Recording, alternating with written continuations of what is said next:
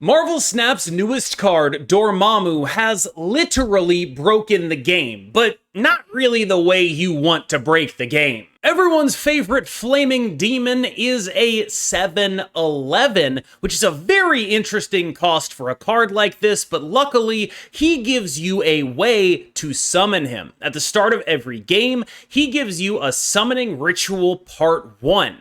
When you do part 1, you get part 2. When you do part 2, you get part 3. But if you ever mess up any of the things you need to do, you will not get the next part of the ritual. Let's take a look at the rituals. Ritual number 1 costs 0 and merges your highest power destroyed card with Dormammu. Keep in mind, however, that this does not count things that do not actually get destroyed. Cards like Sabretooth going back to your hand, he's not actually dead, he does not merge. Cards like Deadpool getting replaced, going back to your hand, not actually dead, does not merge. Wolverine does not merge. X-23 does not merge. So this requires a bunch of different cards in order to make it work, like Thanos Stones, Uncle Ben, and Bucky Barnes. It's very difficult to mess up step 2, but there is a way to do it.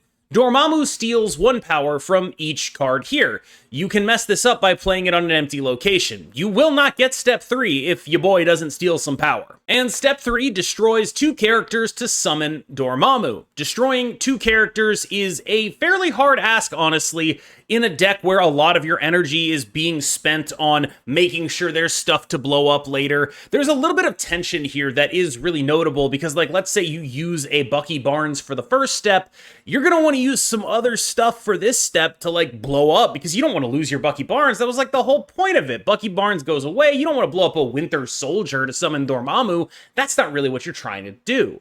So there is some inherent tension there. The way this looks like it was designed is you were supposed to, like, get one thing dead, play some fodder, subtract the power from the fodder, and then sacrifice the cards that you subtracted the power from.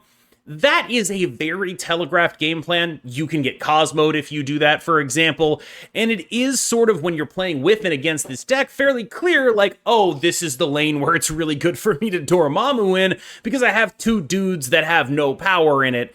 Pretty straightforward read from your opponent a lot of the time. Now, when it says summon Dormammu, that can be from your deck or hand. Wherever he is in your deck or hand, he will be summoned. If he is in your opponent's hand because of a Mindscape, that will not work. If he is banished, that will not work. Most other places typically are going to be okay. One thing I wasn't able to test was whether he'll get summoned back from the graveyard. I doubt it. I don't think this is like Agamotto, who gets pulled back from basically anywhere by his summoning spell. Remember when I said he broke the game? Yeah, well, there's a couple of pretty major bugs with Dormammu. The first one looks like it may have been fixed because I didn't encounter it later into the day, but if you are playing a Dormammu mirror and both of you play the second step at the same time, apparently there is a risk of the game fully locking you out of playing cards in your hand. If you restart the client and then go back into the game, you will be able to play the cards in your hand again. The other confirmed bug that we have with Dormammu is that for some reason, discarded cards are counting with the first step. That means that if you Blade the Infinite and play the first step, Dormammu goes to like 30-something power. That is very clearly not supposed to work. It has been confirmed as a bug by Second Dinner and also by the fact that I have 2 brain cells to rub together and I can read, which is, you know, maybe some of the time. This is a notable bug, and so you will see for these few days decks running things like Black Cat or Hella decks blading the Infinite. All of that stuff is going to be patched out. So I'm not really going to focus on it in this video. I don't really want to tell people, hey, check this deck out, it's awesome, and it's like literally just doing bug abuse. So with all of that said, let's get into the decks for Dormammu and see what he's cooking. Thanos Destroy felt like a fairly reasonable starting point, but the one thing that really strikes me about Dormammu specifically is he's not enough points to be like a guaranteed winner, and you have to jump through a lot of hoops to make him work. So like he's the kind of thing where like if you have your good draws, you can go like final turn, Dormammu Death, and it's like pretty good, it's pretty solid, it's pretty good, right?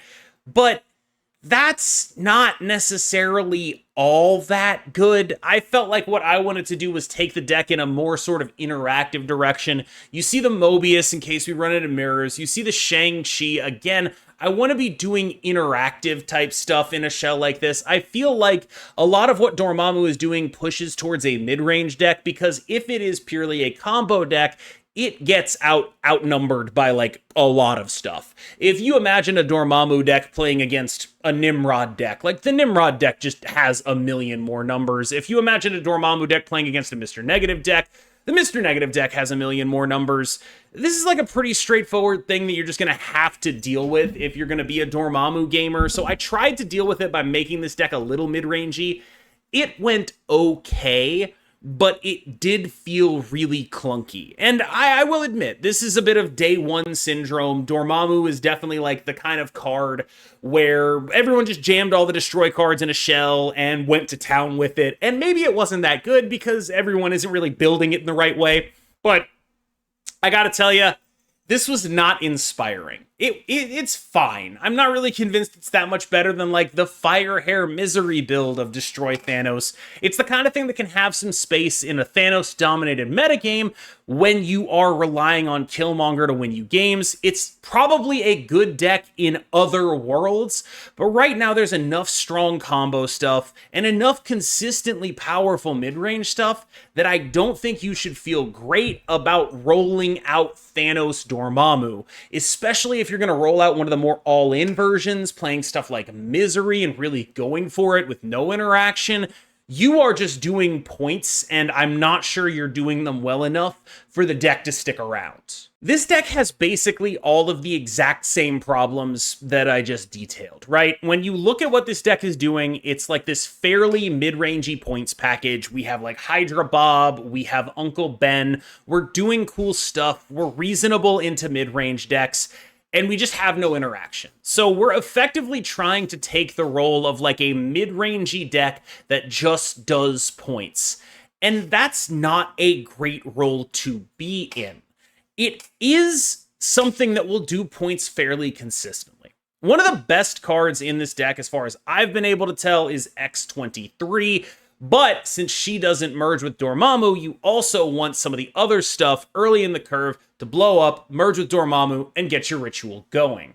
There's also some awkwardness with like final turn placements. The reason X-23 is so damn good is because even though she doesn't merge with Dormammu, you still need dudes on the board in order to activate the final step and actually summon Dormammu. So X-23 is great for that, and gives you the extra energy that can often be the difference between a really powerful, let's say, 4-cost death and the Dormammu spell and not doing that.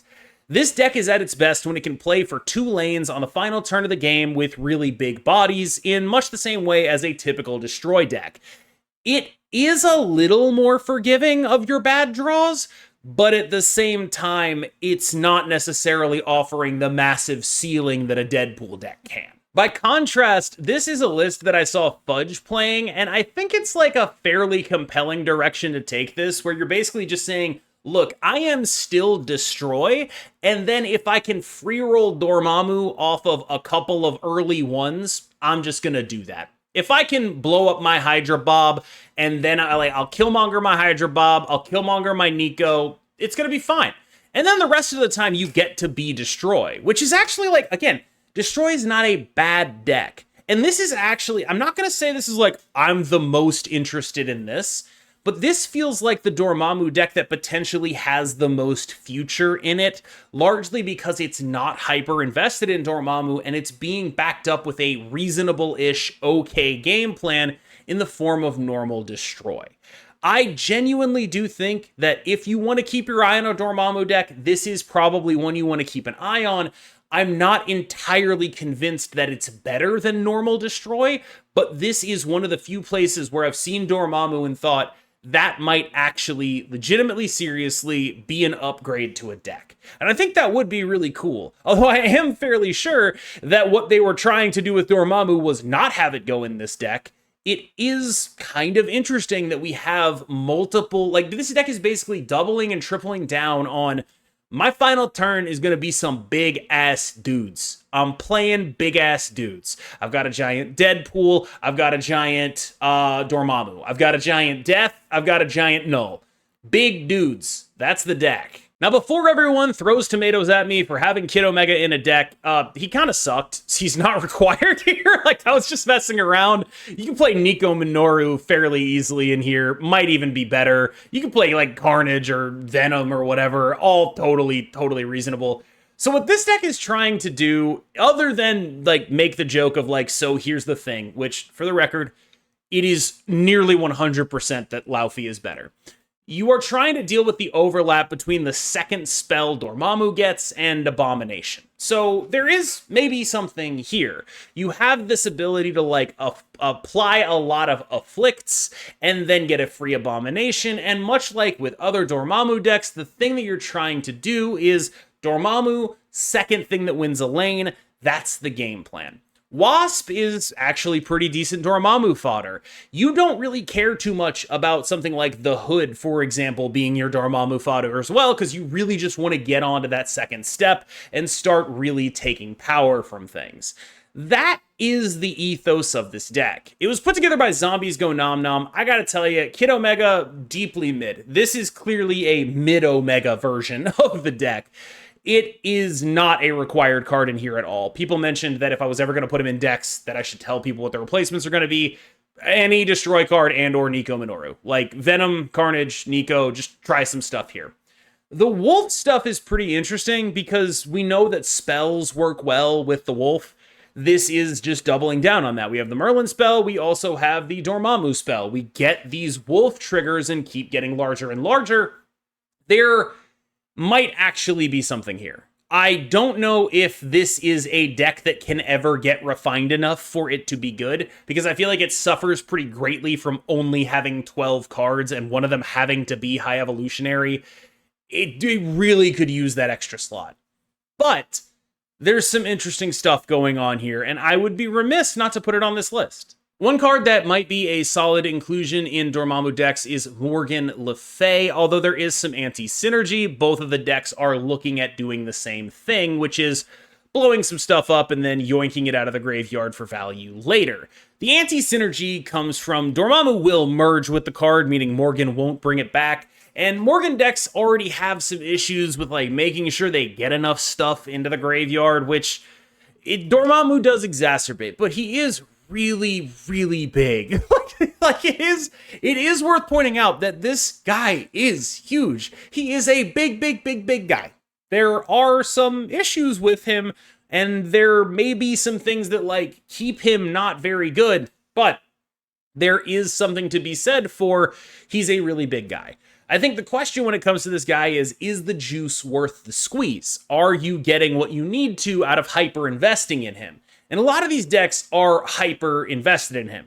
And I'm tempted to say that the answer is no. I think that Dormammu wants to be your secondary plan. He wants to be a part of what you do, but not the only thing you do. Because if he's the only thing you do, you end up a fully dedicated combo deck with a lower point output than most other fully dedicated combo decks. This is why I was so high, relatively speaking, on the potential of it just going in the Destroy archetype and being okay. I can't say for sure if that is actually going to happen, but almost all of the other Dormammu decks felt like I was just sort of fooling around. So there are a couple decks that I would keep my eye on from here. The Thanos Destroy one, keep your eye on that. I think there is some baseline power there, and the metagame might not just be right for it. Figure out what the tech slots are, see how consistent we can get it.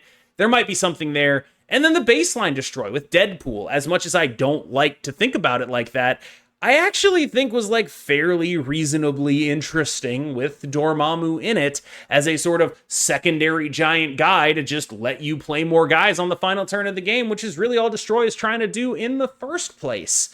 On the whole, this is a card that I think is interesting, but I haven't seen enough to make sure that it has the power level deserving of the expense that it would take. The biggest question for any sort of discerning consumer here is this guy going to help me win more games? And I think right now I would be remiss if I said anything other than no. I do not think Dormammu is going to help you win more games right now. Unless you're doing bug abuse, and even then, I'm not really sure he's going to do a lot there. I think he is interesting and solid.